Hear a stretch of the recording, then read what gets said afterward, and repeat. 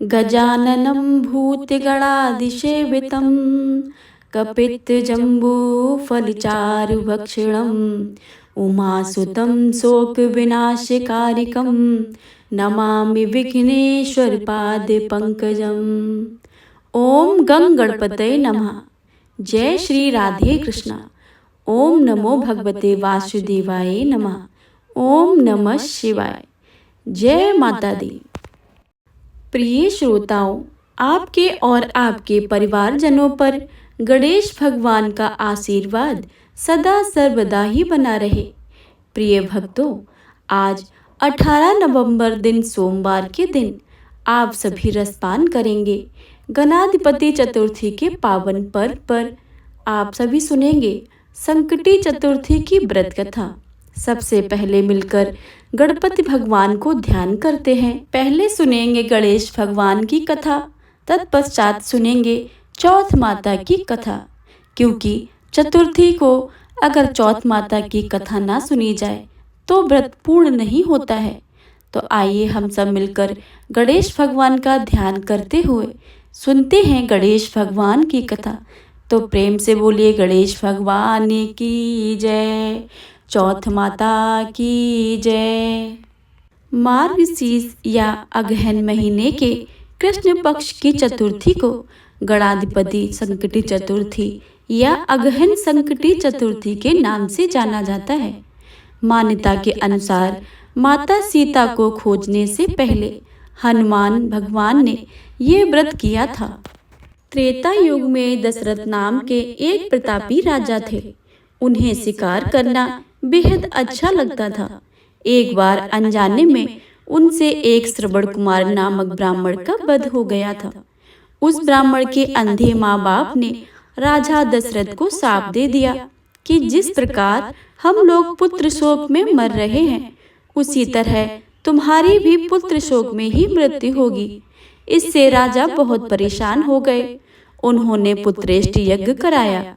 फलस्वरूप जगदीश्वर ने राम रूप उनके यहाँ अवतार लिया।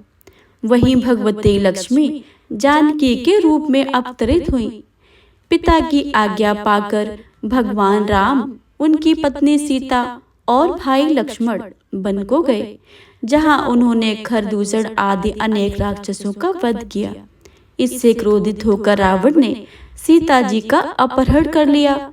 फिर सीता जी की खोज में भगवान राम ने पंचवटी का त्याग किया और ऋषिमुख पर्वत पर पहुंचकर सुग्रीव से मैत्री कर ली। इसके बाद सीता जी की खोज में हनुमान आदि वानर तत्पर हुए।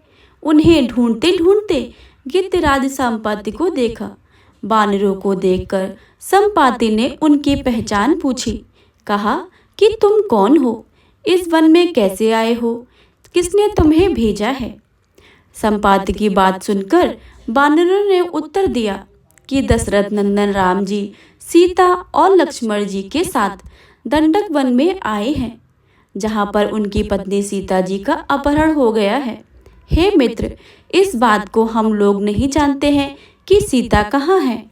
संपाति ने कहा कि तुम सब रामचंद्र के सेवक होने के नाते हमारे भी मित्र हो। सीता जी का हरण किसने किया है वह मुझे मालूम है। सीता जी को बचाने के लिए मेरा छोटा भाई जटायु अपने प्राण गंवा चुका है। यहाँ से थोड़ी ही दूर पर ही समुद्र है और समुद्र के पास उस पार राक्षस की नगरी है। वहीं अशोक के पेड़ के नीचे सीता जी बैठी हैं। सीता जी अभी भी मुझे दिखाई दे रही हैं। सभी वानरों में हनुमान जी अत्यंत पराक्रमशाली हैं, अतः उन्हें वहां जाना चाहिए, क्योंकि सिर्फ हनुमान जी ही अपने पराक्रम से इस विशाल समुद्र को लांघ सकते हैं। संपाति की बात सुनकर हनुमान जी ने पूछा, हे संपाति, इस विशाल समुद्र को कैसे पार कर सकता हूँ? जब हमारे सब वानर उसे पार करने में असमर्थ हैं, तो मैं अकेला कैसे पार कर सकता हूँ? संपाति ने हनुमान जी को उत्तर दिया कि हे मित्र, आप संकटनाशक गणेश चतुर्थी का व्रत करो। उस व्रत के प्रभाव से आप समुद्र को क्षण भर में पार कर लोगे। संपाति के आदेश पर ही हनुमान भगवान ने संकट चतुर्थी का व्रत रखा। इसके प्रभाव से हनुमान जी क्षण भर में ही समुद्र को लांघ गए। अतः इस लोक में इसके समान सुखदायक कोई व्रत नहीं है। श्री कृष्ण भगवान महाराज युधिष्ठिर से कहते हैं कि आप भी इस व्रत को कीजिए। इस व्रत के प्रभाव से आप अपने शत्रुओं को जीतकर संपूर्ण राज्य के अधिकारी बन जाएंगे। भगवान श्री कृष्ण का वचन सुनकर युधिष्ठिर ने भी इस गणेश चतुर्थी का व्रत किया। इस व्रत के प्रभाव से उन्हें अपने शत्रुओं पर जीत मिली और वे राज्य के अधिकारी बन गए। प्रेम से बोले गणेश भगवान की जय। गणेश भगवान की दूसरी कथा। एक बुढ़िया थी, वह बहुत ही गरीब और अंधी थी। उसके एक बेटा और बहू थे। वह बुढ़िया सदैव गणेश जी की पूजा किया करती थी। एक दिन गणेश जी प्रकट होकर उस बुढ़िया से बोले, बुढ़िया तू जो चाहे वो मांग ले। बुढ़िया बोली, मुझे तो मांगना ही नहीं आता, कैसे और क्या मांगूं? तब गणेश जी बोले, अपने बहू बेटे से पूछकर मांग ले। तब बुढ़िया ने अपने बेटे से कहा, गणेश जी कहते हैं कि तू कुछ मांग ले, बता मैं क्या मांगूं? पुत्र ने कहा, माँ तू धन मांग ले। बहू से पूछा तो बहू ने कहा कि नाती मांग ले। तब बुढ़िया ने सोचा कि ये तो अपने अपने मतलब की बात कर रहे हैं। अतः उस बुढ़िया ने पड़ोसन से पूछा तो उन्होंने कहा, बुढ़िया तू थोड़े ही दिन जिएगी, क्यों तू धन मांगे, क्यों तू नाती मांगे, तू अपनी आंखों की रोशनी मांग ले, जिससे तेरी जिंदगी आराम से कट जाए।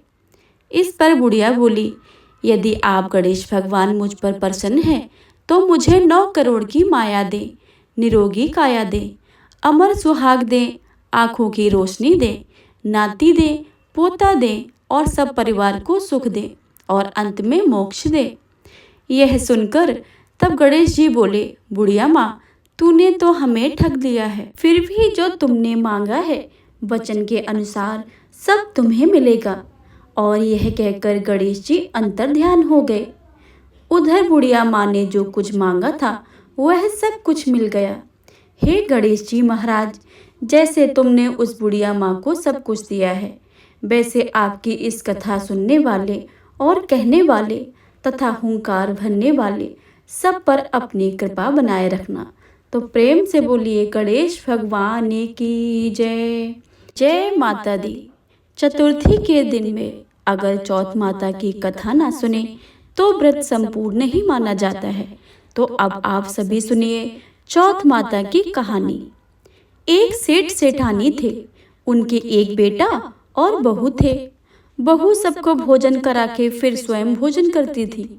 एक पड़ोसन ऐसी भी थी जो रोज पूछती थी कि बहू आज क्या बनाया खाया है। बहू कहती थी ठंडो बासी। एक दिन उसके पति ने ऐसा सुनकर विचार किया कि आज तो पकवान बनाए जाएं, फिर देखें कि मेरी पत्नी क्या कहती है। उसने तरह तरह के पकवान बनवाए और घर के सभी लोगों ने एक साथ बैठकर भोजन किया। आज भी पड़ोसन ने पूछा तो बहू ने कहा ठंडो बासी। सेठ के लड़के ने सोचा हो ना हो कोई बात अवश्य है जिससे कि मेरी पत्नी ऐसा कहती है।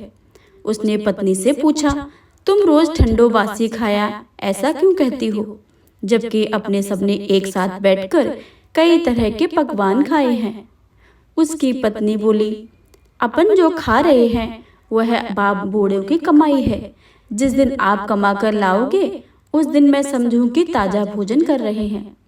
अब एक दिन लड़के ने माँ से कहा कि माँ मैं बड़े शहर में कमाई करने जा रहा हूँ। माँ बोली, बेटा अपने पास तो इतना धन है कि खाया भी नहीं घुटेगा। माँ के मना करने पर भी बेटे ने स्वयं कमाने का दृढ़ निश्चय कर लिया और जाते समय पत्नी से कहा कि मैं जब तक कमाकर बहुत सा धन लेकर न आऊं तुम चूल्हे की आग मत बुझने देना। एक दिन चूल्हे की आग बुझ गई तो मन ही मन घबराने लगी, कहीं मेरे पति पर संकट तो नहीं आन पड़ा। जल्दी से पड़ोस के घर में आग लाकर चूल्हे में रख दी। ऐसा विचार करके पड़ोस में गई। वह पड़ोसन चौथ माता का व्रत पूजन कर रही थी। पड़ोसन ने कहा कि थोड़ी देर में आकर ले जाना। बहू ने पड़ोसन से पूछा कि आप क्या व्रत कर रही हो, इससे क्या मिलता है। पड़ोसन ने कहा चौथ माता की इस व्रत को करने से अन्न लक्ष्मी मिले और आपकी मनोकामना पूर्ण हो।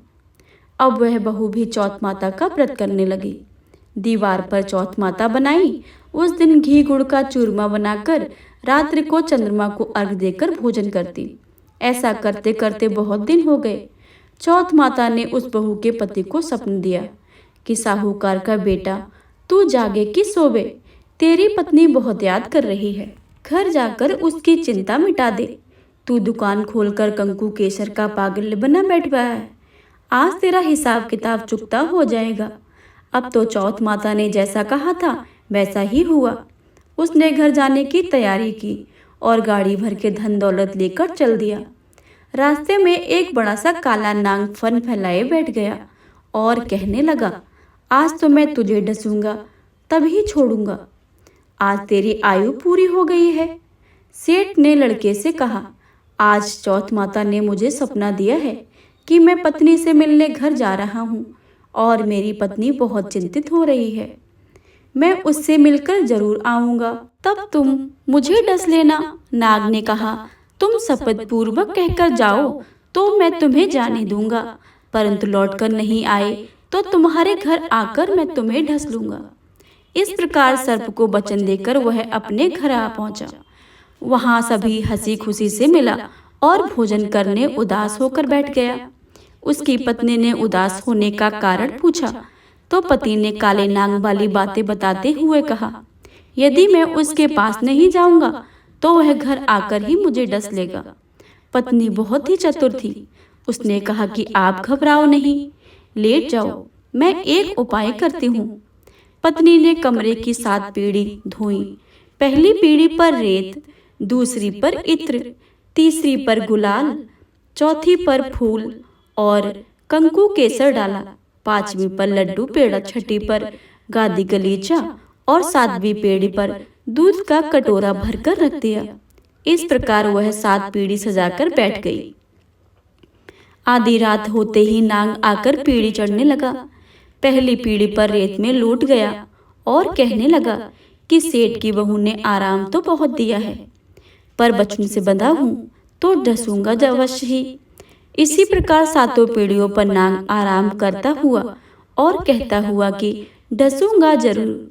कमरे में जाने ही वाला था कि चौथ माता ने विचार किया कि मैं इसे नहीं बचाऊंगी तो सारा संसार धर्म कर्म और व्रत पूजन को कौन मानेगा।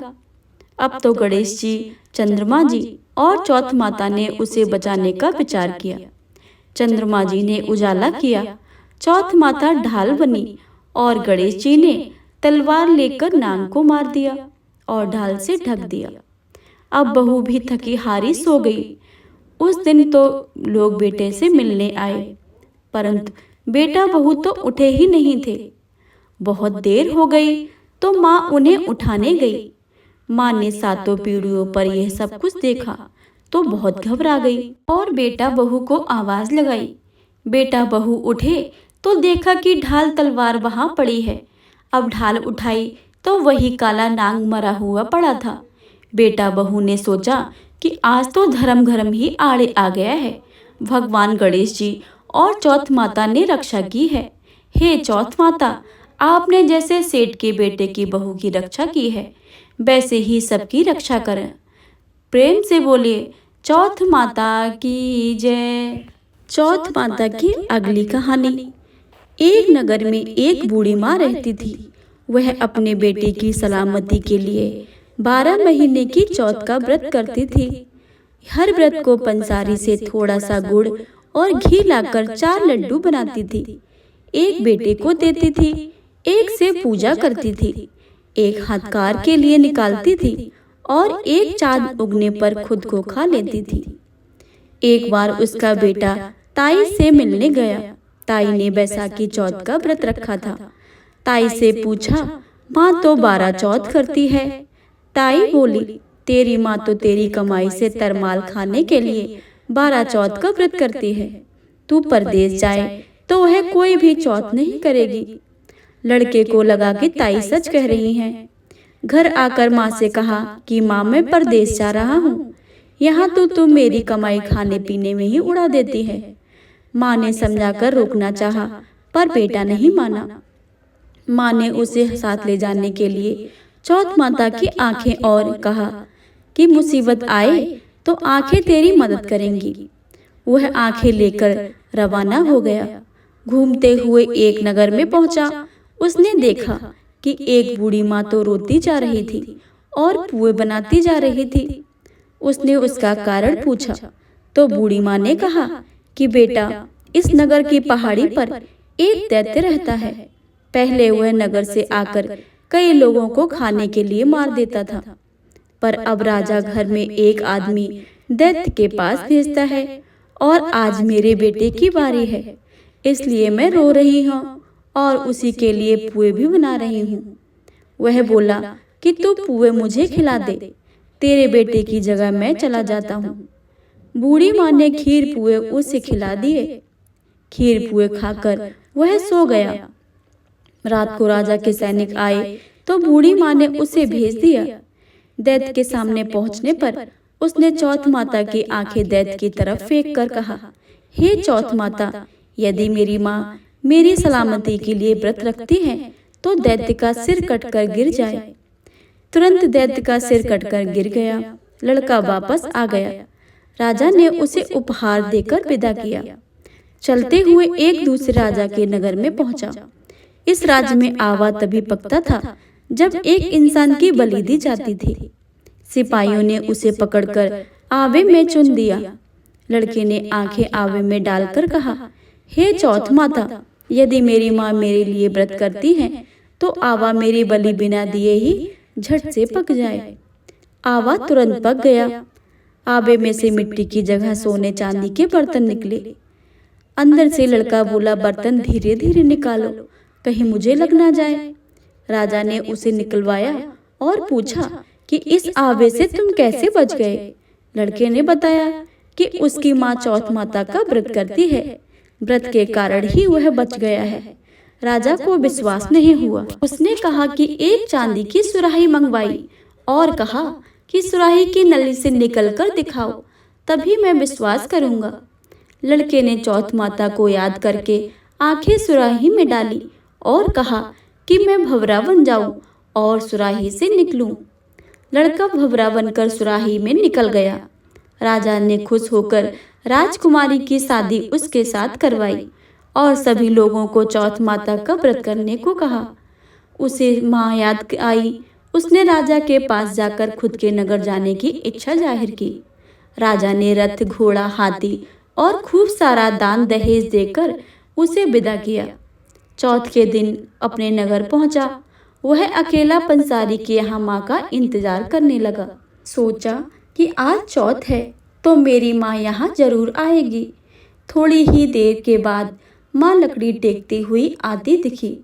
उसने माँ की आंखों में जाले आने के कारण दिखना कम हो गया था। लड़के ने जानबूझकर उनका पैर लकड़ी पर लगा दिया।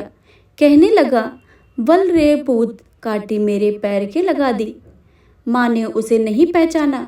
कहने लगी, भैया, मुझे चाहे कितनी गाली निकालो पर बेटे को कुछ मत कहना। बेटा माँ के चरणों में गिर पड़ा। कहा, माँ, मैं तेरा ही बेटा हूँ, मुझे माफ़ कर दो। माँ ने उसे गले लगा लिया। नगर के लोगों ने विश्वास नहीं किया कि वह उसी का बेटा है। बूढ़ी माँ ने चौथ माता को याद करके कहा कि हे चौथ माता, यदि मैं अपने बेटे के लिए व्रत करती हूँ तो मेरे स्तन से दूध भर जाए और उसकी धार मेरे बेटे के मुंह में गिरे। माँ के स्तन से दूध का धार निकलकर बेटे के मुंह में गिरने लगी। चौथ माता की जय जयकार करने लगे। उस नगर के सभी लोग चौथ माता का व्रत करने लगे। हे चौथ माता, जैसे बूढ़ी माँ और उसके बेटे की सहायता की है वैसे हमारी भी करना। कहानी कहने वाले, सुनने वाले तथा हुंकार भरने वाले सब पर अपनी कृपा बनाए रखना। प्रेम से बोलिए चौथ माता की जय।